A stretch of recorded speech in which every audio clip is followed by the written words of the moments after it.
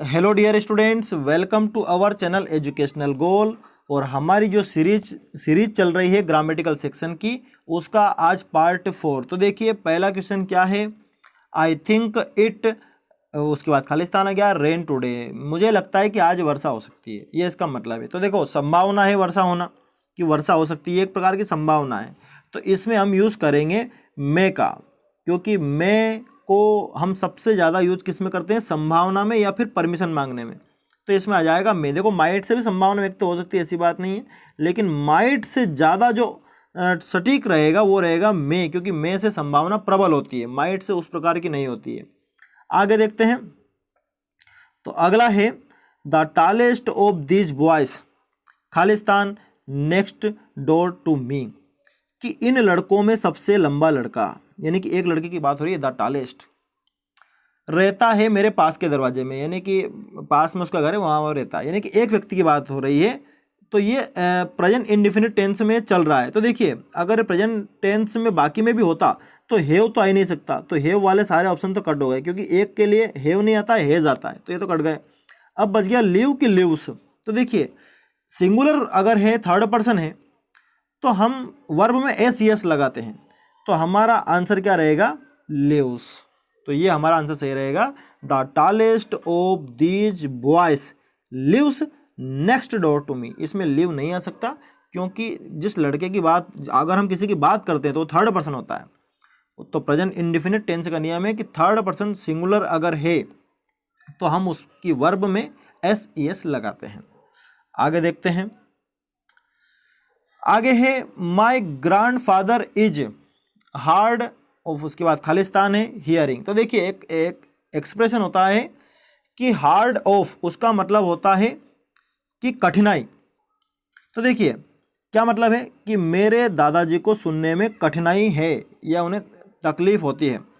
तो hard of permanent expression है, hard of कठिनाई, तो इसमें ये आएगा, हार्ड के साथ क्या आता है, ऑफ। ठीक है, इसको आप ध्यान रखें। आगे अगला है खालिस्तान he was late yet he was able to catch the bus, कि यद्यपि वो लेट था फिर भी वो बस पकड़ने में समर्थ था, यानी कि वो लेट था फिर भी उसने बस पकड़ ली। तो दोनों में विरोधाभास है कि लेट भी था फिर भी बस पकड़ ली। तो देखो हम यूज करेंगे आल्दो। आल्दो का मतलब होता है यद्यपि, हालांकि। ठीक है, तो इसमें आ जाएगा although he was late yet he was able to catch the bus, कि यद्यपि वो लेट था फिर भी बस पकड़ने में वो समर्थ था। बाकी इसमें से किसी के भी आने की संभावना बिल्कुल भी नहीं है। ठीक है, इसमें क्या आएगा, आल्दो। आगे देखते हैं, ही डिड नॉट हैव। देखिए नेगेटिव सेंटेंस है ये, डिड नॉट। अब नॉट आ गया है, तो मैंने आपको बताया था कि अगर कोई सा सेंटेंस अगर इंट्रोगेटिव है या फिर वो नेगेटिव है तो हम क्या लगाते हैं, एनी लगाते हैं। तो इसमें आ जाएगा एनी, ये आप देख सकते हैं, any. He did not have any milk. वो नीचे आंसर भी दे रखे हैं, आप इनको मिला सकते हैं, वही आंसर है जो मैंने बताए हैं। अब आगे हम देखते हैं डू एज डायरेक्टेड को। तो देखिए पहला है आई एम टेकिंग टी, कि मैं चाय पी रहा हूँ, चाय ले रहा हूँ, चाय पी रहा हूँ।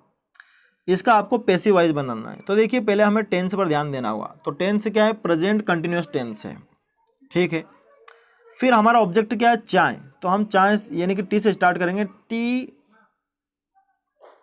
जो वैसे जो चाय है वो अनकाउंटेबल नाउन है, तो उसके साथ हम यूज करेंगे इज, टी इज। अब टेकिंग यानी कि प्रेजेंट कंटिन्यूअस टेंस का है, तो इसमें हम पैसिव वाइज बनाने के लिए यूज करते हैं बीइंग। तो टी इज बीइंग, और जो टेक है उसकी थर्ड फॉर्म क्या हो जाएगी, टेकन। तो tea is being taken by, I क्या हो जाता है ऑब्जेक्टिव केस में, मी। तो tea is being taken by me, कि चाय मेरे द्वारा पी जा रही है। ठीक है, आई एम टेकिंग टी, मैं चाय पी रहा हूं। तो ठीक है, आप क्या ध्यान रखेंगे कि अगर प्रेजेंट कंटिन्यूअस टेंस है तो आप जस्ट हेल्पिंग वर्ब के बाद बीइंग यूज करते हैं। तो tea is being taken by me. आगे बढ़ते हैं। I found the house locked I reached home, मैंने घर को बंद पाया, मैं घर पहुंचा। इसको आपको एडवर्ब क्लॉज से जोड़ना है। तो देखिए इसमें टाइम की बात आ रही है कि जब मैं घर पहुंचा मैंने घर को बंद पाया। या मैंने ताला लगा पाया, तो जब मैं घर पहुंचा, तो व्हेन। तो आप क्या करेंगे, जो सेकंड वाला सेंटेंस आपका है इससे पहले व्हेन लगाएंगे, तो आप कह देंगे कि व्हेन आई रीच्ड होम, कि जब मैं घर पहुंचा, और उसके बाद आप कामा लगाएंगे और फिर आप कह देंगे आई फाउंड द हाउस लॉक्ड, मैंने घर को बंद पाया। तो फिर से बोल देता हूं मैं, व्हेन आई रीच्ड होम, फिर comma, I found the house locked. आगे देखते हैं, अगला है he is so weak that he can not work anymore. तो देखिए टू और टू से इसको चेंज करना है, तो बहुत सिंपल है क्योंकि इससे पहले वाले जो मैंने पार्ट बनाए उसमें हम टू और टू को सो डेट में बदल रहे थे। तो हम क्या करेंगे, जहां सो है वहां हम लिख देंगे टू, तो क्या आ जाएगा, ही इज टू वीक, फिर डेट हटाकर फिर हम वापस क्या लिखने वाले हैं, टू लिखने वाले हैं। तो क्या बन गया, he is too weak to. उसके बाद ये जो डबल सब्जेक्ट और कैन नॉट, कुड नॉट, इनको सबको हटाना पड़ता है, और बाकी जो बच गया वो रह जाएगा। तो क्या बन गया, इसका बन जाएगा he is too weak to work any more, ये इस तरह से बन जाएगा। ठीक है, आपको समझ में आ गया होगा। आगे देखते हैं, वी, फिर एक वर्ब दे रखी लिव हियर सिंस 1952, यानी कि ये सेंटेंस ये कहना चाहता है कि हम जो है यहाँ पर 1952 से रह रहे हैं, यानी कि प्रेजेंट परफेक्ट कंटिन्यूअस टेंस। तो कैसे बनाएंगे, हम बनाएंगे, देखिए हमें नियम याद होना चाहिए कि प्रेजेंट परफेक्ट कंटिन्यूअस टेंस में क्या क्या आता है। तो वी है, तो वी के साथ यूज होता है हैव बीन, तो वी हैव बीन, और लिव जो है वो हो जाएगा लिविंग। तो क्या बन गया, we have been living here since 1952, क्योंकि ये जो सिंस और जो फॉर है वो परफेक्ट कंटिन्यूअस टेंस में ही यूज किए जाते हैं। तो हमने बना दिया we have been living here since 1952। मैं आंसर बाद में दे रहा हूं, आप वहां से राइट डाउन कर सकते हैं। आगे देखिए, our teacher never comes late, change into negative without changing the meaning of the sentence, कि हमारे टीचर कभी लेट नहीं आते हैं, यानी कि टाइम पे आते हैं।